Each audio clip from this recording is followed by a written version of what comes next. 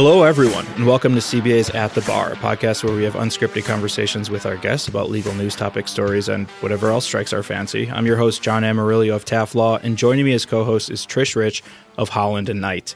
Hi, Trish. Hey, John. Trish, followers of the pod will know that in Season 1, we spoke with Amanda Knox's Italian defense team. It was an intensely interesting conversation that covered everything from the evidence of the case to comparative law discussions about the differences between the Italian and American criminal legal systems. Today, we're joined by Amanda herself. Now, as always, this conversation is unscripted. We haven't previously spoken with Amanda. We haven't game planned the conversation, much less set out rules or discussion points. Having said that, let me lay this down as an accepted fact for our conversation today. Amanda Knox did not kill Meredith Kersher. We went into some detail about the evidence in our prior podcasts with Amanda's defense team, and we're not going to rehash it here today. We're not here to discuss the details of the crime. But it is worth taking a moment to remind our audience, or perhaps inform them for the first time, of the overwhelming evidence establishing the guilt of Rudy Guede. Guede was a known thief, having been tied to several burglaries, including in the weeks leading up to Meredith's murder. Guede was known to carry deadly weapons, including a knife, during at least one of those prior burglaries. Meredith had numerous defensive wounds, suggesting a struggle with a killer who was strong enough to overcome her. Guede had wounds on his hands, suggesting he was recently in a physical struggle. Guede's DNA was found on Meredith in a manner suggesting attempted sexual contact. Guede's feces were found, unflushed, in the apartment's bathroom toilet. Guede's footprints and shoe prints were found in Meredith's blood at the scene of the murder. Guede's bloody palm prints were found on the pillow beneath Meredith's hips. Guede's fingerprints were found in Meredith's blood beneath her body. Guede's fingerprints were also found on Meredith's purse, which contained the only items missing from the apartment that night. And Guede fled Perugia, Italy, for Germany soon after the killing. The evidence against Guede was, as I said, overwhelming, suggesting, if not demanding, a conclusion no more complicated than this. Guede broke into the apartment. He decided to relieve himself mid-crime, a surprisingly common occurrence in burglaries. Meredith came home as Guede was in the washroom, and he decided not to flush the toilet and thereby alert her to his presence. Rather than flee, Guede chose to attack and rob Meredith, which he did, resulting in her death, her murder. Guede was convicted and sentenced to 30 years in prison, although his sentence was later reduced on appeal to 16 years.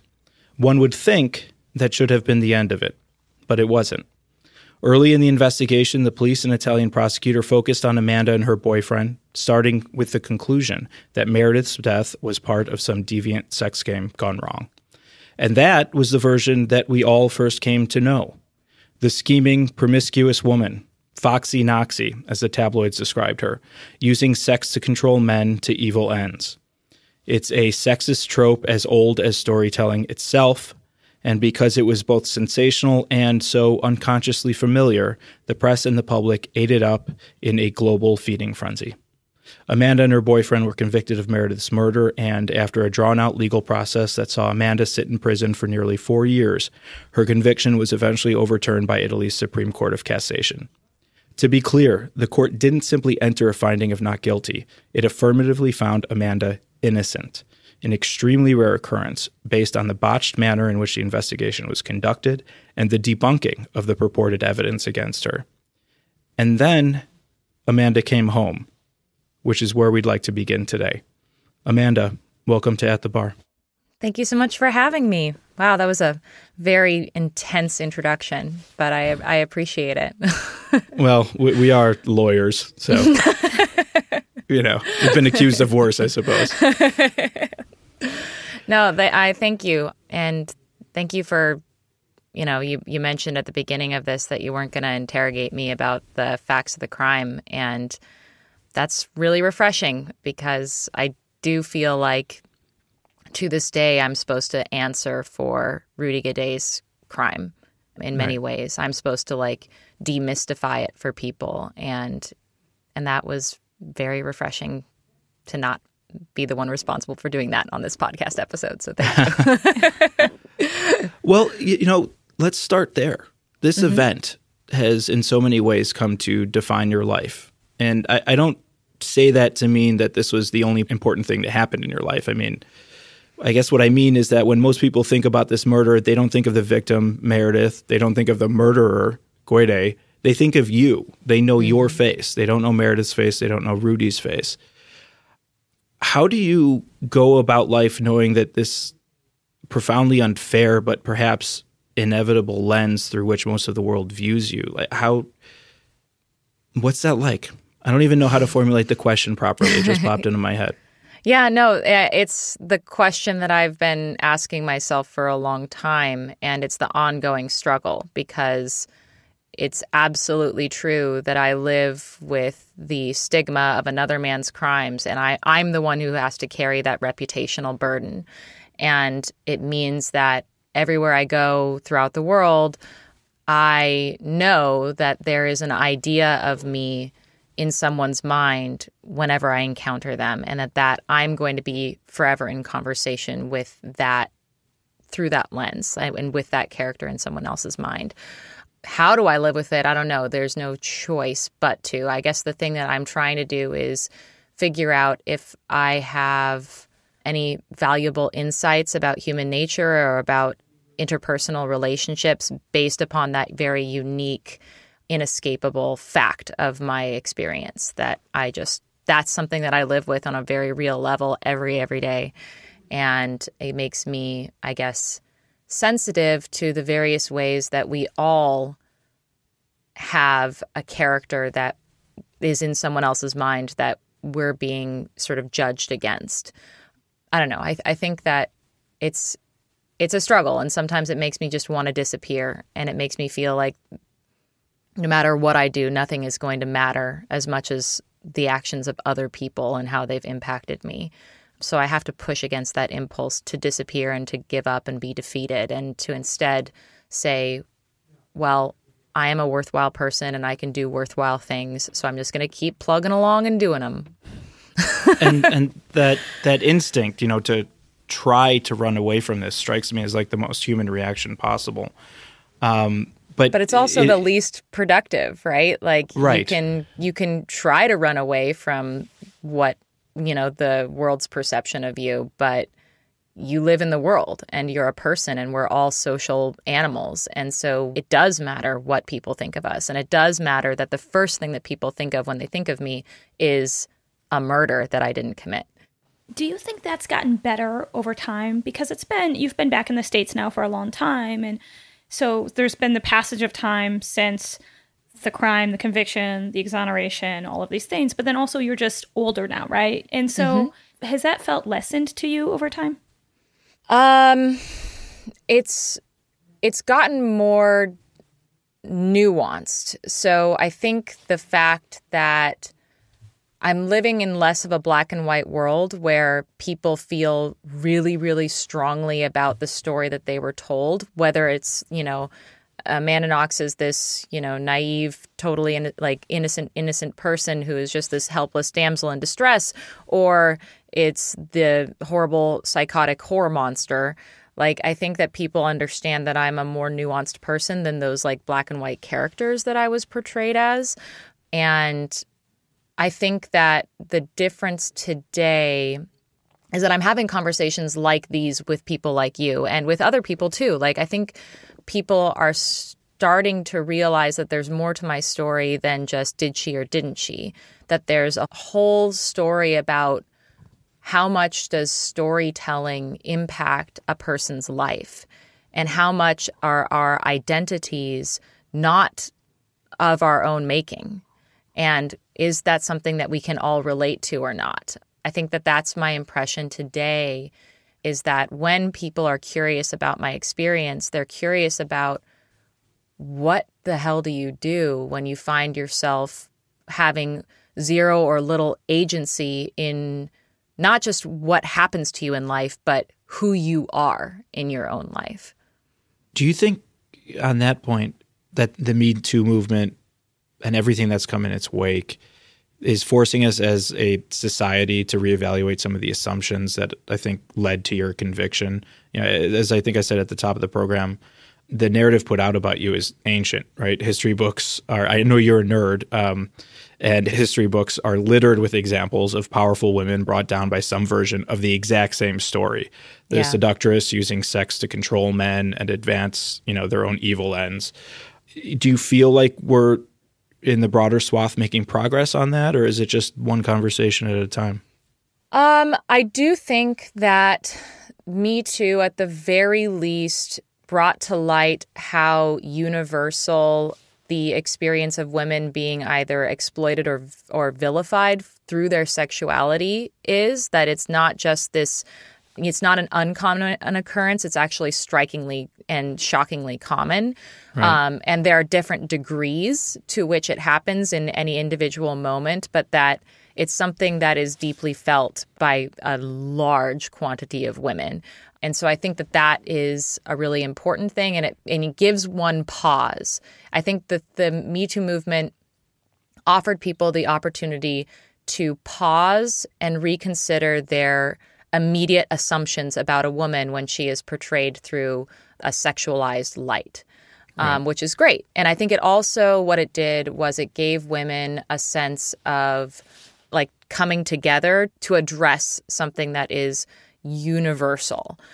At the same time, I think that there's been a lot of pushback, and a lot of appropriate pushback, to the idea that, like I remember a really important conversation and it's interesting to find myself at this intersection because, yes, I'm 100% pro addressing like how women have been exploited and harmed on both the like side of you are accused of a crime, but also in the side of a crime happened to you and you're trying to get it legally addressed. There's also the issue of my friends who have absolutely been falsely accused of rape, and it was a he said, she said, and she said won in that case, and then a young man who didn't do anything wrong went to prison.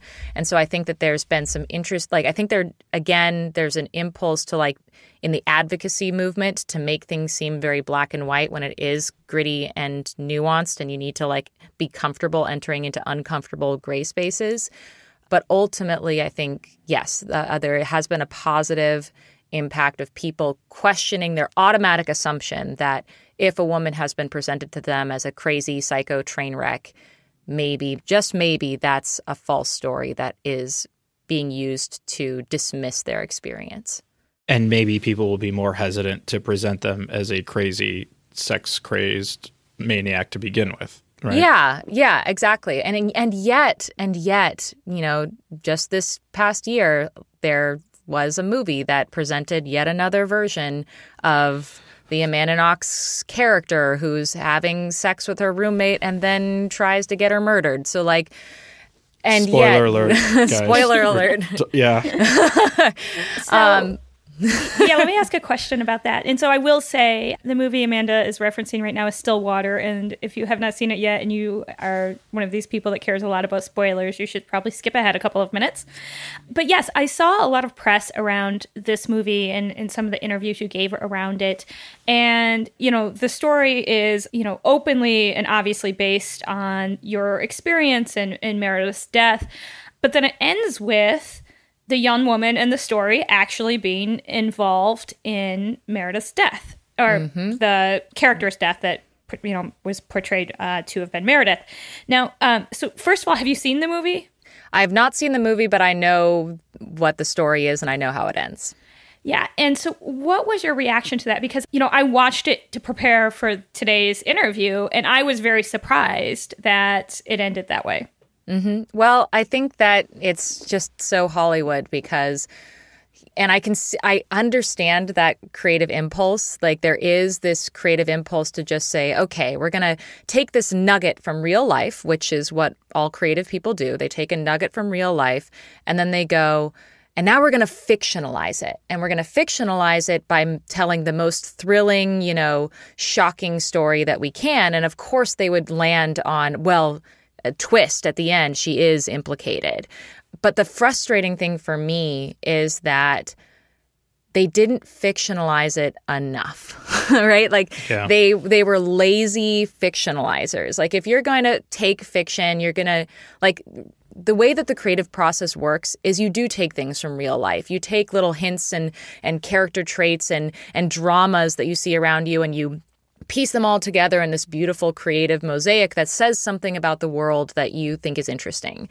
But in this case, they chose to very, very closely follow the drama that was presented in my own court case and was used to vilify me. And they also took the sort of ongoing drama that I deal with, which is that hint of people think that somehow I must be somehow implicated indirectly or directly, even if I was found innocent. Like, that's the sort of lingering stigma that I live with, and they just reinforced it. So instead of, and then of course they use my name to promote the film. So like, wink, wink, it's based on, inspired by, but it's not her, but like, you're thinking of her. And that's how we're getting you to come see the film. Like, that's the thing where it's like, don't lie to me and say that you're fictionalizing it and therefore it's not going to have consequences for me as a person. Like, be a better creator, be a better storyteller, stop exploiting the drama that surrounds me and not acknowledging how it's going to impact me personally. Like, that's the thing that always bugs me about these fictionalizations is people pretend that because they put a new name on it or they slapped a new, it's in France and not Italy, like, then people are not going to obviously draw parallels and then and then be influenced in their opinion about the case because not everyone has the time to dig into all the dirty details. They're just left with an impression. And that impression of a person is something that has actual consequences for that person's life. And that's what struck me about the movie when I watched it as well. The quote-unquote twist was exactly what you'd been accused of, right? So it was really only a twist if you knew something about the case and had more than reasonable doubt about your guilt. And then you have this ending and it makes you question, oh, well, maybe she was indirectly involved somehow, right? Like, that was a conscious decision that the filmmakers made not to tell your story or something proximate to it, but the tabloids version of the story ultimately, and to counter the narrative that has been established definitively now in the Italian Supreme Court. And and the thing is, I could even see them doing it unconsciously. Like, they say, okay, we're going to start with Amanda Knox, then, writer's room, throw out some ideas. But then, of course, they do the most obvious thing. They were lazy storytellers because they didn't even realize that they were just telling the same story that's been in the tabloids this entire time. So, yeah. And do you think, so you brought up how it impacts you. Do you think that when, be it journalists or creatives are telling a story like this, they should pause and think about the effect that the way they're telling the story has on their subject? Yeah. And I think that it's interesting that we've sort of been having conversations around that in the world of creatives and stories because, of course, we've seen how in the past, when the only time that we see a young black man in a film and he's always a thug or he's always a basketball player, like, that sends a message to the broader society about what we can expect about those kinds of individuals. And we've seen that, like, sort of relying and always doing stereotype is going to impact real people's lives. And the thing that I wanted to show was, yes, that happens on a sort of broad, like, stereotyping kinds of people perspective, but it also happens on an individual perspective. And another thing I want to point out about it is it's like when we keep, like, it's not just Stillwater. It's not like I can't tell you the number of shows or novels that have very, very lazily just rehashed this same story, the same tabloid story about girl-on-girl crime, and very, very obviously presented this story in the world as like, oh, Amanda Knox, but with this twist, or Amanda Knox, but that twist. And it's doing a disservice also to the reality of this crime, which is that a young woman was raped and murdered by a guy. And everyone forgets that. Everyone, like, that is also a disservice to the reality of this example of violence against women. And it's frustrating to me that the fantasy, which is clearly just some misogynist fantasy, keeps getting platformed as opposed to a real story that can tell, that one can say something more about actual women's experiences. And that piece of lived wisdom is probably a good place for us to take a break. We'll be right back.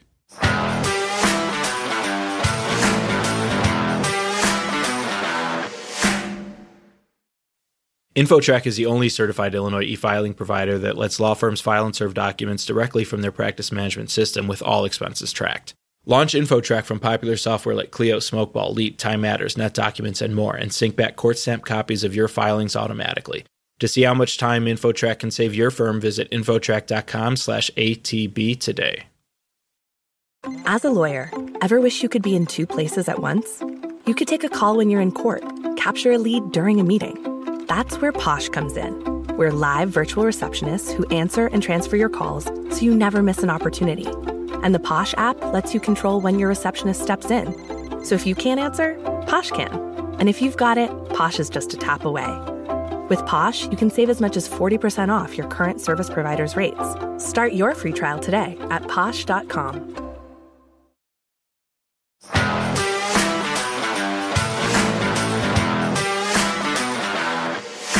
And we're back. So, Trish, just before we took a break, I saw you raising your hand over there. You have a question for Amanda? Yeah, thanks.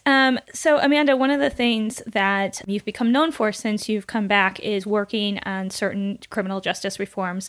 And one of them, I've heard and read different interviews you've done about false confessions. And, you know, your case in particular has not every hallmark of a false confession, but like maybe 90% of them, right?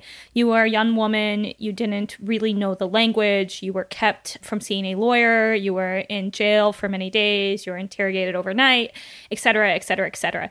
And now, you know, we're almost 15 years later. So I think my question is, do you think the body of study around false confessions has evolved significantly since you went through that experience, or not really? That's a great question. And you're right that like of all the sort of criminal justice reform issues that I'm passionate about, false confessions is potentially the one that I am the most passionate about, and I think is so important because of how devastating a confession is in a criminal trial. Like it absolutely in so many instances trumps the evidence, the actual physical evidence, and it colors people's perception of a human being in a really, really deep way, which is why police and prosecutors remain very, very protective of the liberties that they can take in an interrogation room, because they know that it is their like most important evidence against someone and the easiest evidence to obtain, because you don't have to, you know, it's not expensive to just sit someone in a room for a long time and manipulate them into implicating themselves. It is expensive to do a thorough investigation that requires a lot of scientific analysis and you know, legwork and asking witnesses and blah, blah, blah, blah, blah. Like just if you can isolate an individual and make them implicate themselves, you make your job very easy.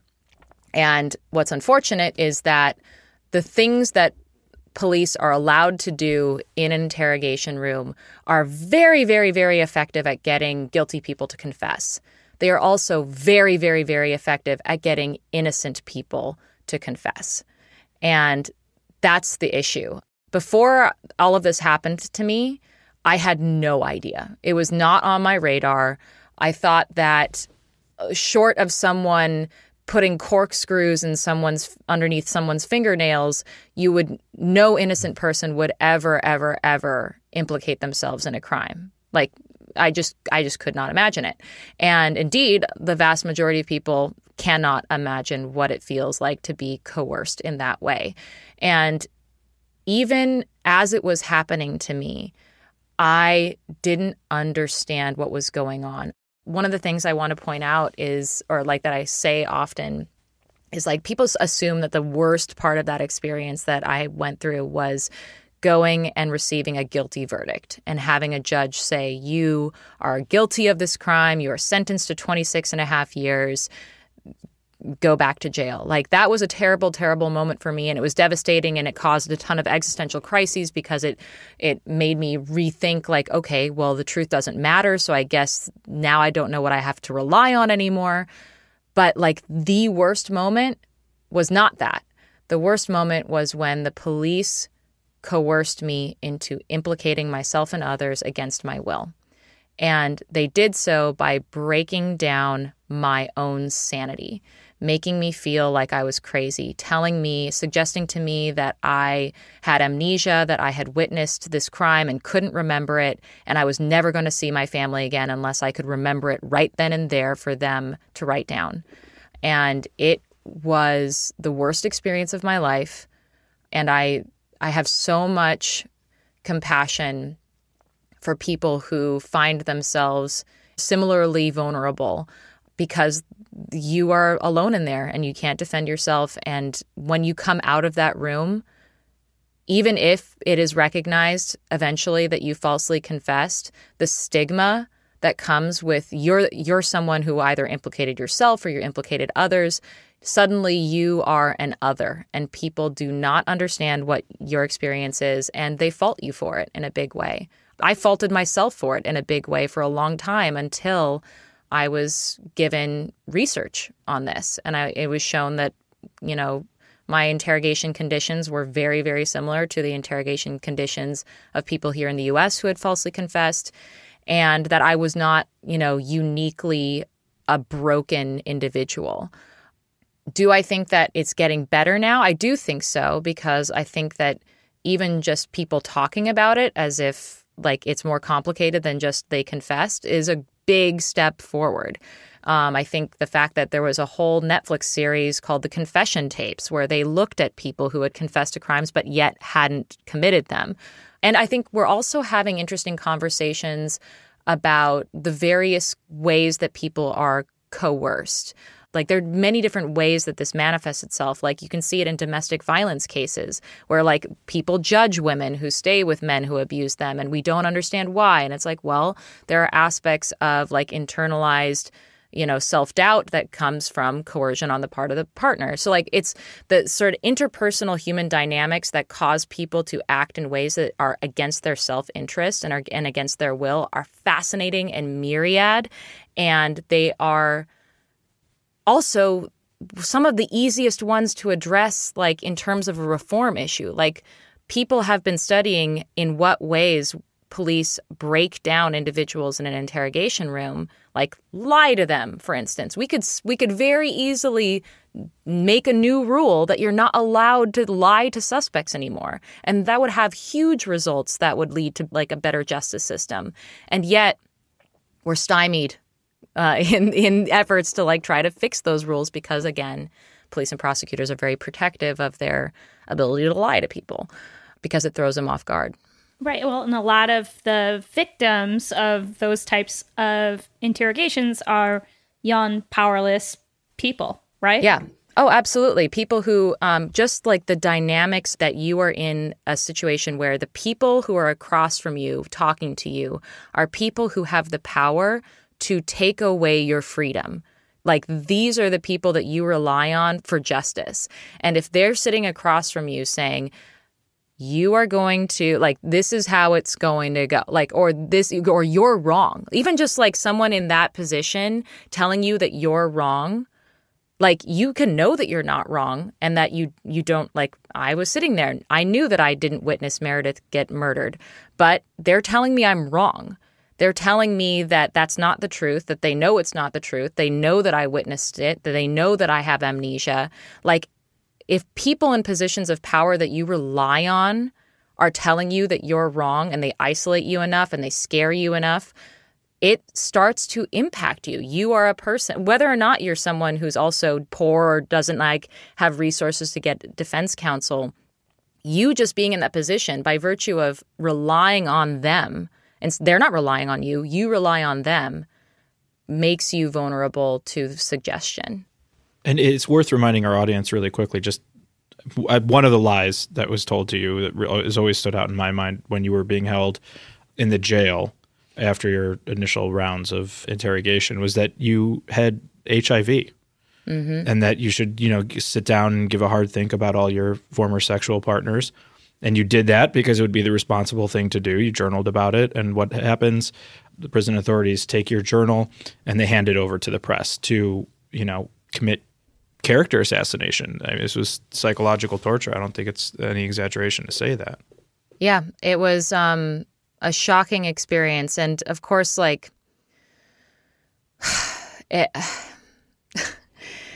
and also how blatantly manipulative it was. They saw me, first of all, the first 2 weeks of my imprisonment, I'm being called into a private office every day by a prison official who's interrogating me about my sex life and wants to know everything about my sex life and whether or not I would have sex with him and what kind of underwear I'm wearing. So I'm just constantly being interrogated about sex by this person who then later informs me that I have HIV. I need to think about really hard about who all my sex partners were. And they, knowing that I'm spending every day writing in my journal because I'm being watched, the very next day going into my cell and taking every scrap of paper that had my handwriting on it. And then shortly thereafter, it's big news out there in the world that I had sex with 7 people in my entire life, and what a whore, and, what a psycho. That itself sort of confirms to me that by that point, the evidence didn't really matter to the investigators. At that point, it was about justifying what they had already done, which was imprison a young woman for a man's crime. And doing so by attacking her sexuality and suggesting that because I was a sexually active young woman, I was also therefore capable of incredible, horrific violence. So, that just brings to mind one word that perhaps is used too often, but I think certainly fits here, Kafkaesque, an experience like this. You spent nearly 4 years in prison. You didn't do this.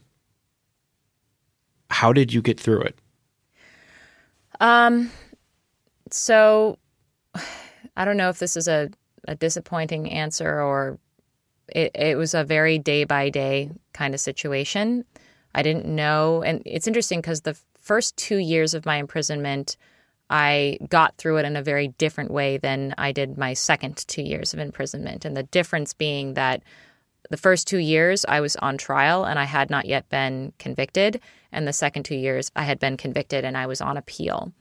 And leading up to my conviction, those first 2 years, I very much felt like my life was on pause and I was in the middle of a situation that was really big and out of control, but ultimately the adults in the room would win and I would get to go home.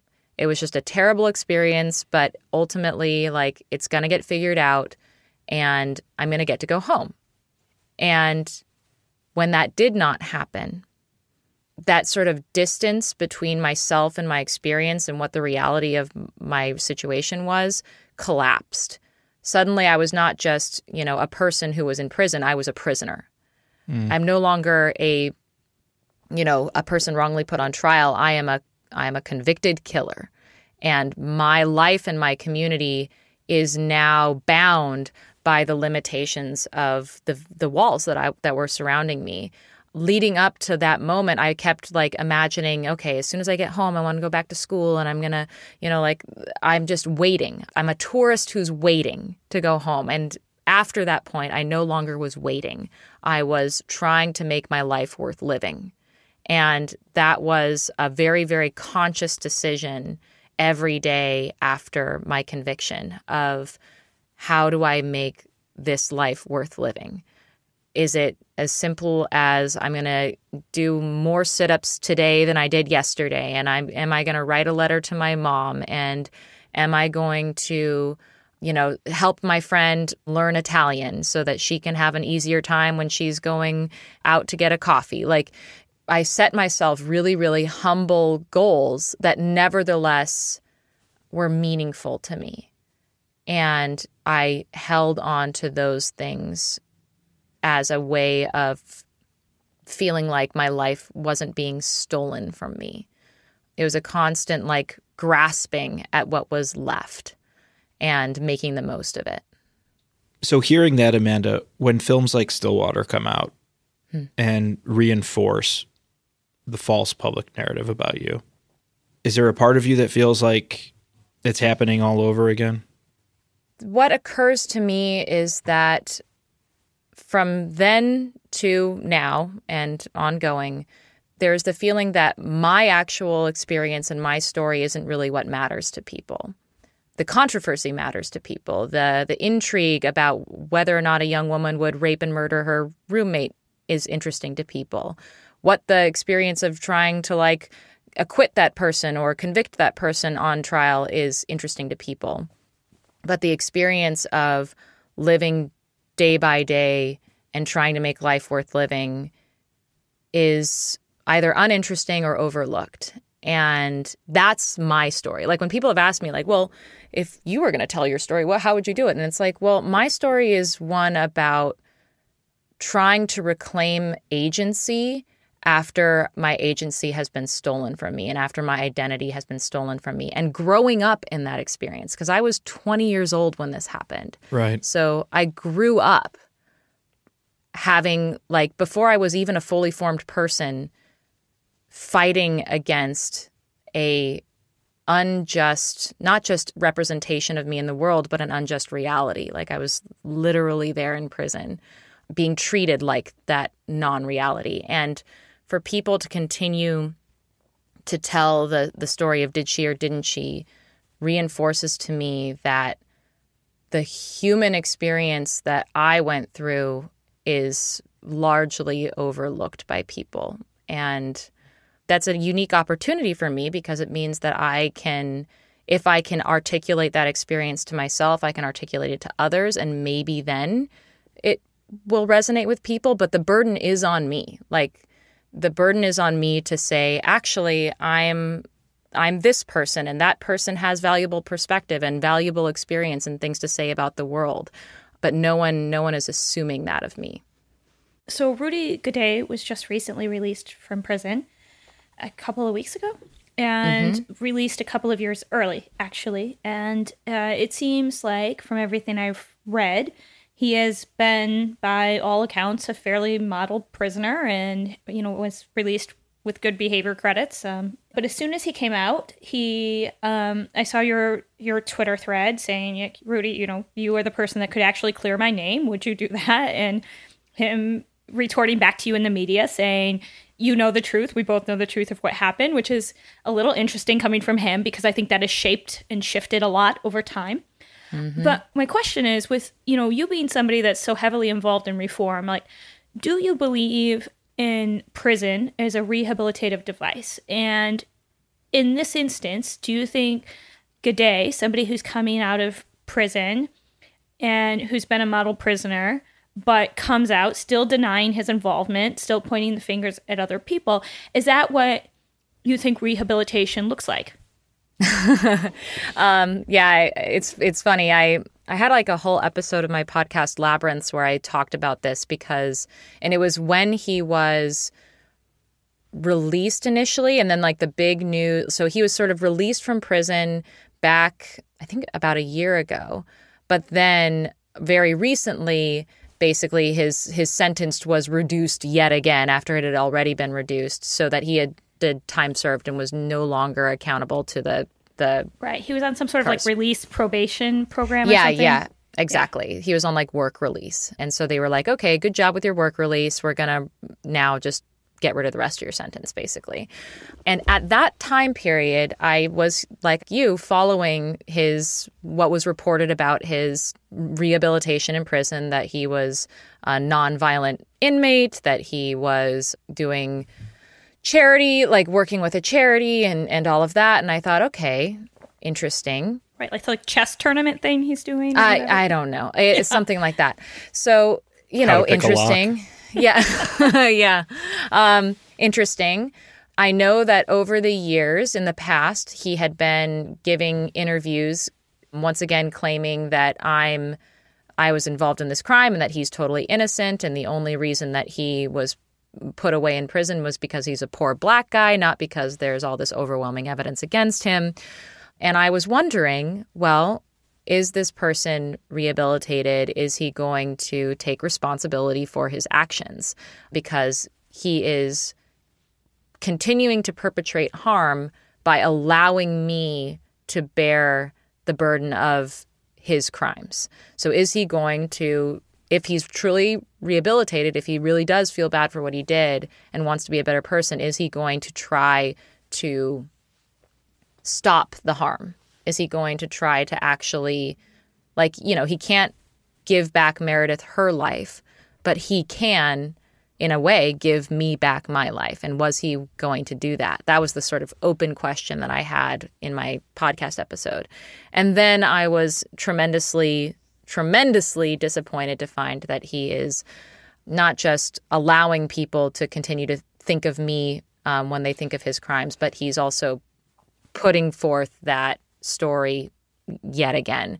And so to me, what that suggests is here's a young man who's older now, who has aged, who's probably aged out of crime in the sense that he's no longer such an impulsive individual, and he's probably not going to kill someone. I can't say that for sure. Don't hold me to it. But like, he's probably not. I think he's probably in different circumstances in his life where he no longer feels like the best thing for him to do in a given moment is to rape and murder somebody.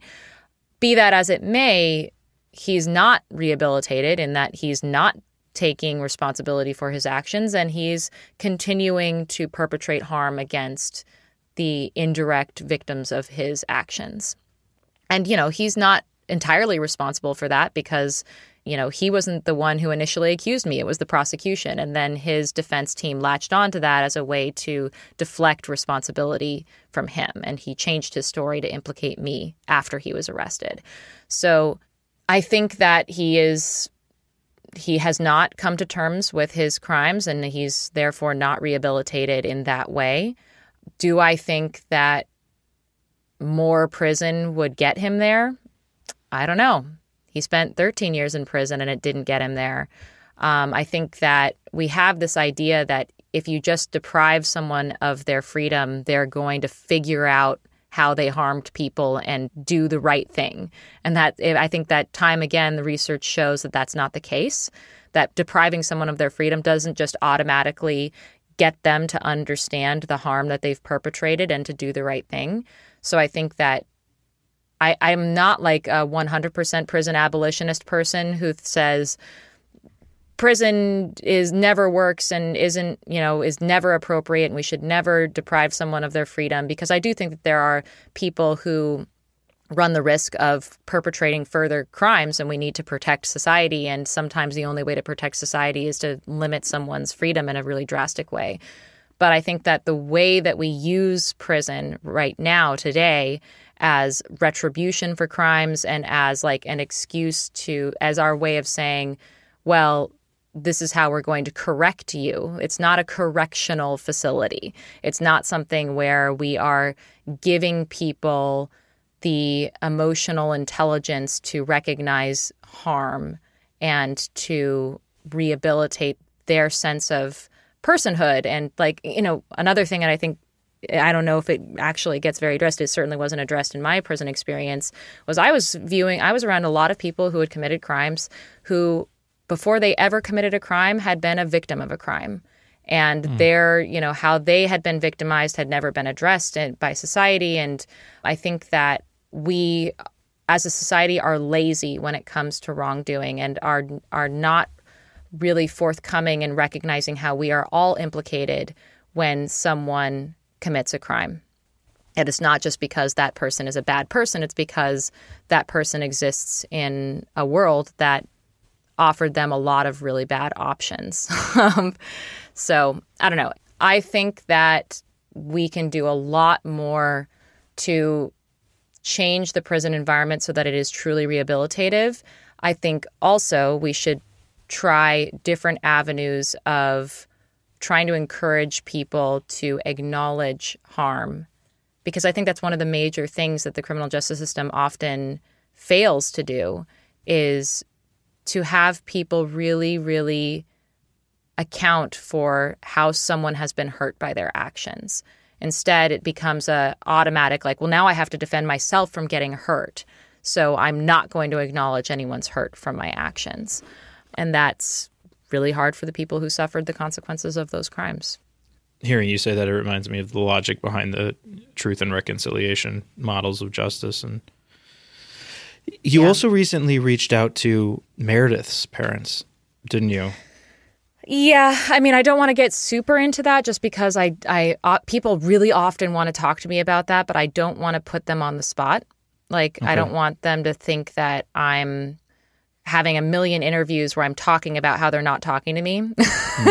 Because honestly, like, they don't have to talk to me. Like, I am not entitled to a conversation with them.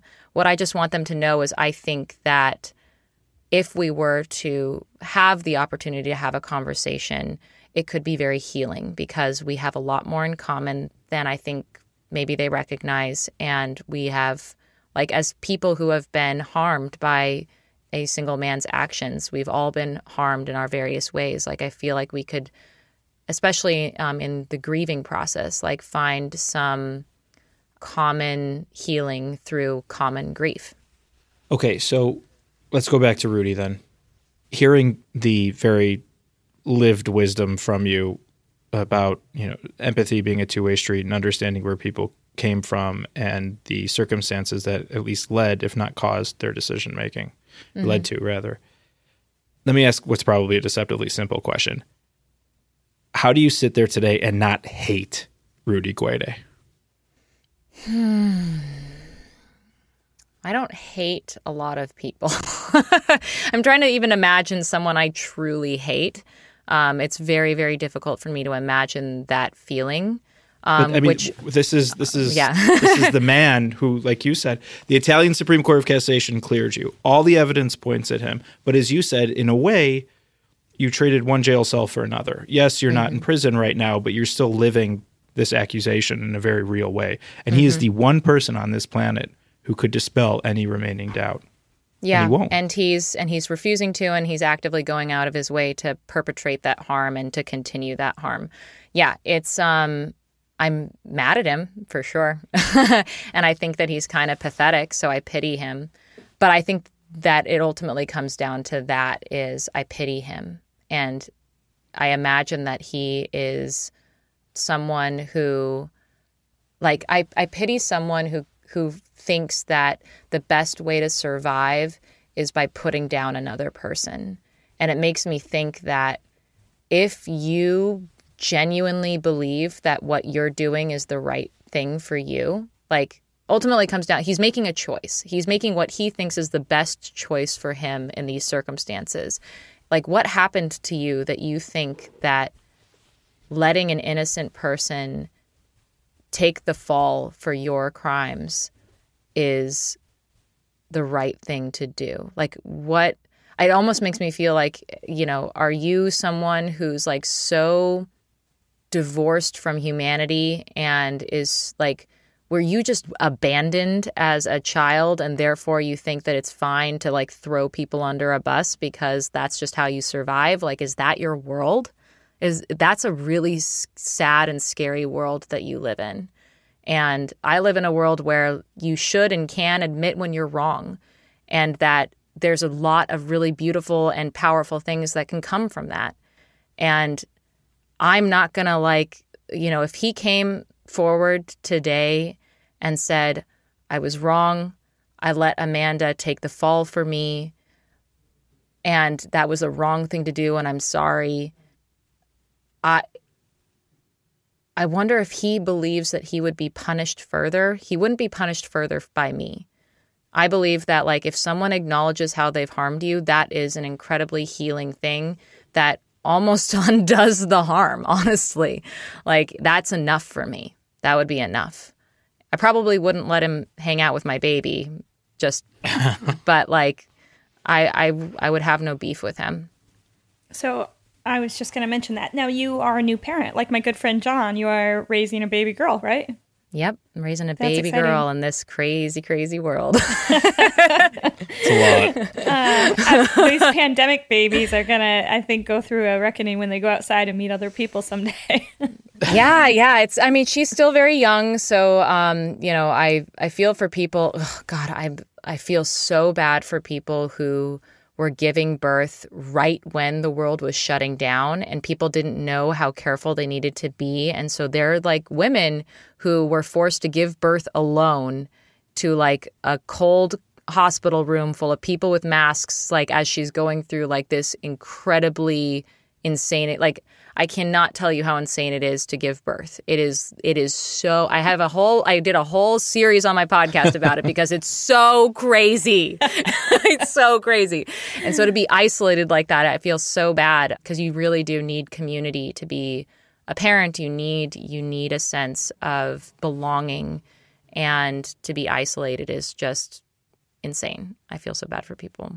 So you have your new baby girl and your podcast, Labyrinths, with your husband, Christopher Robinson. So what is next? What are you working on next? So I'm a professional storyteller because I have, through my own experience, realized the incredible power of storytelling, and if for good or for evil. I try to do that in lots of different ways. So I have my podcast, I do journalism, and I have a few things in the works. I don't know if I'm allowed to say them yet. It's just us here. Should be. It's just this is a safe space, and I've got a whole department of IP lawyers down the hall. If you want to consult with them really quickly. I have a few really interesting things in the works that have to do with this question of who owns whose story and in what way. So keep on the lookout for that. Wink. And that cliffhanger is the perfect place to take another break. We'll be right back with Stranger in Legal Fiction.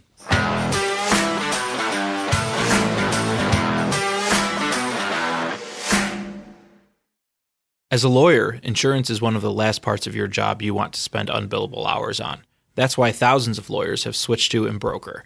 Embroker offers A+ rated insurance for law firms. You can quote and buy instantly online. If you need help, they have experts on standby. Go from sign up to purchase in 15 minutes by visiting embroker.com/law. That's EMBROKER.com/law.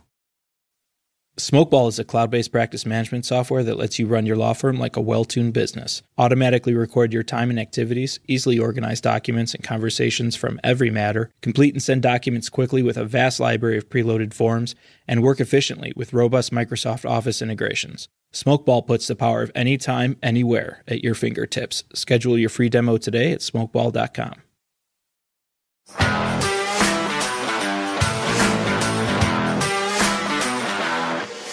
And we're back. The game is Stranger in Legal Fiction. Our audience knows the rules. Trisha and I have done some fishing around the internet. We found a strange law that is real but probably shouldn't be. We've also made another one up, and we're going to quiz Amanda and each other to see who can distinguish strange legal fact from fiction. Amanda, you ready to play? I'm so excited. Trish, take it away. All right, I'm going to go first today. So this is law number 1.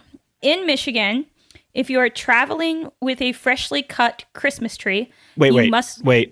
Can you go a single episode without mentioning Michigan? I cannot. Just like one I had to sneak it in here at the end of this because podcast. there was not any nexus to Michigan. I was driving to work with my wife today, and I said, if Trish brings up Michigan, I'm cutting her off. That's a commitment I'm making. And honey, if you're listening to this, I'm a man of my word. Okay, start over. We sorry. all know Bridget is Team Trish, so. Are you like Detroit true. hustles harder? I sure am. Yeah, for sure. Okay, cool. Okay, so I'm sorry, Amanda, for that untimely and rude interruption. So, law number 1. In Michigan, if you are traveling with a freshly cut Christmas tree, you must also be carrying a receipt. Both of my laws today are Christmas flavored, by the way. Law number 2. In New York City, the display of a natural Christmas tree indoors is illegal. That is fascinating. So I'm supposed to decide which one's real and which one's not real? Correct. Yeah. One is true and one is not true. And we're competing against each other. Okay. I have an instinct Go. And that is that the receipt one is real because they're trying to dissuade people from going and just cutting random trees everywhere. I don't think the New York City one is real. John? I agree for that very reason. I tried to make this one a little easy. That's right.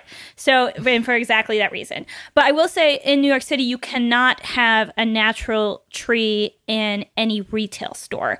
And I think there was just a story in the news just last week about a natural tree catching on fire in New York City. And I wasn't there and I didn't do it, but I did read about it. And so if you're going to put a tree in a retail store in New York, it has to be artificial. I also read that in Philadelphia, it has to be an artificial tree in any dwelling that is designed to house more than 2 families, which I doubt is... No way is that enforced. Yeah, no one is enforcing that. That is fascinating. Okay, cool. But yes, the Michigan law is true for exactly that reason. They don't want you just going rogue and cutting your own Christmas trees. All right. Got it. All right. John? Option number 1, round 2. In Utah, it is illegal to cause a catastrophe, defined as an event causing widespread injury or damage to persons or property through, among other things, the use of a weapon of mass destruction, resulting in an avalanche. That's option number 1. No WMDs for avalanches. Okay. Option number 2. In Washington State, your neck of the woods, it is illegal for private citizens to seed clouds with silver iodide, potassium iodide, solid carbon dioxide, or liquid propane, causing increased precipitation. So option number 1, WMD, catastrophes, avalanches. Option number 2, making it rain even more in Seattle. I have a strong instinct about this one as well, which is that the Utah one is definitely real. Because I could totally, like, it's, they have mountains there. People ski, like, they're really concerned about avalanches. And they probably have people with guns there. So, it makes sense. Here, I don't think anyone ever complains about it raining even more because we just dig that stuff. We're aquatic. Trish, what do you think? I don't know. I kind of am stumped on this one. I just spent a week in Utah, and I would have agreed with everything you said up until avalanches. That's kind of where I was like, I don't know if this is real. Sorry, is it okay if I pause for a moment? Because my cat is somehow sneaked in here and now is attempting to climb out. So she's like, is your cat going to give me a lifeline? That would be great. This Seattle law, like, it makes sense to me that you can't throw things into the atmosphere, but also it's hard for me to believe that they're regulating rainfall. Oh, my husband is now telling me to reconsider my option because of Eastern Washington. But anyway, continue. So I am actually going to, getting a look from John, I am actually going to go the opposite way. Because I'm not sure, and I recognize this as my opportunity to pull ahead just in case I'm right. So, Amanda, are you sticking by your answer? Or? I think I am. Okay. And But my husband disagrees with me. And you are undefeated in Stranger Than Legal Fiction. Section 766105 of the Utah Code makes it illegal to use weapons of mass destruction, apparently because people need to be told that. In Utah. In Utah. I mean, I'm imagining a guy who's like skiing with his submachine gun, and he's just like shooting it at the mountain. Well, yeah. I mean, there's definitely, that's plausible. Yeah. Amanda, I can say without hesitation that this has been one of the most interesting and thoughtful conversations we've had on this podcast. Thank you for coming on and sharing your story with us. Oh, thank you so much for having me. This has been great. Thank you. Happy holidays. Happy holidays. Be careful of where you put your Christmas tree. This is coming out in January, so everyone. Oh, sorry. That's why. I hope you had a happy holiday. Yes, there you go. Perfect. I also want to thank my co-host, Trish Rich, our executive producer, Jen Byrne, as well as Alan Lockwood on sound, and everyone at the Legal Talk Network family. Remember, you can follow us and send us comments, questions, episode ideas, or just troll us on Facebook, Instagram, or Twitter at CBA at the bar, all one word. Our email address is podcast@chicagobar.org. Remember, we're putting together a mailbag episode for early 2022, so be sure to send us ideas for interesting legal topics, cases, or strange laws that you'd like us to explore. Please also rate us and leave us your feedback feedback on Apple Podcasts, Google Play, Stitcher, Spotify, Audible, iHeart, or wherever you download your podcasts. It helps us get the word out. Until next time, for everyone here at the CBA, thank you for joining us, and we'll see you soon at the bar.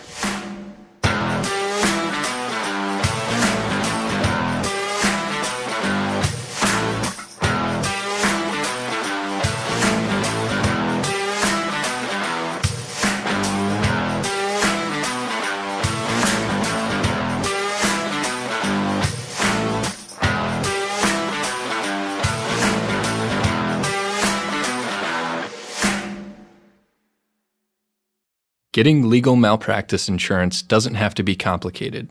Let CBA Insurance Agency do the heavy lifting for you. We shop to the top carriers to find the best rates. Get a free quote by visiting cbainsurance.org.